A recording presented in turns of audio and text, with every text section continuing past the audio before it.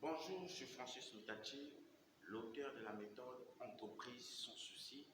J'aide les porteurs de projets dans leur rédaction des textes juridiques et fiscaux et j'aide aussi les entreprises à être en règle sur le plan juridique et fiscal tout en prenant point d'engagement grâce à la méthode Entreprise sans souci.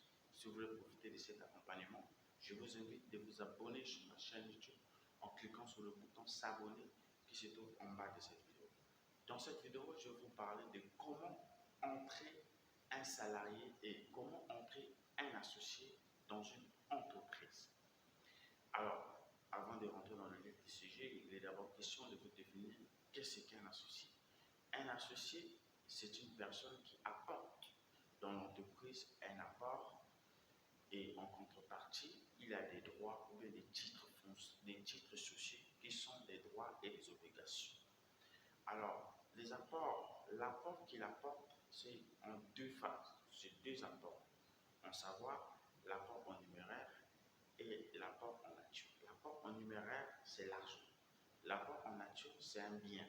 Ça peut être soit un bien immobilier ou bien un bien mobilier. Un bien immobilier, ça peut être soit la maison, un bien mobilier, ça peut être soit la voiture. Alors, la question qui se pose, c'est de savoir comment entrer un associé dans une entreprise. Pour entrer un associé dans une entreprise, il y a deux procédures. Nous avons l'augmentation du capital social, nous avons la cession d'actions ou de parts sociales. En ce qui concerne l'augmentation du capital social, ici, les associés peuvent ouvrir, c'est-à-dire peut ouvrir le financement, le capital social afin de faire rentrer un associé. Et cet associé, lorsqu'il rentre dans le capital social change.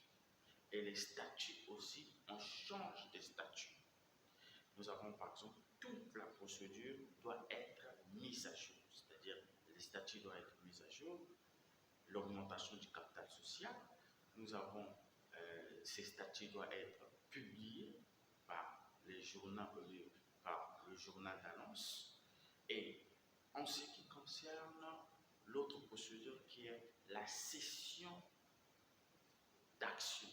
La cession d'actions ici, c'est la cession, c'est-à-dire la vente des parts. La vente de parts peut se faire à ce que un associé puisse entrer dans le capital social.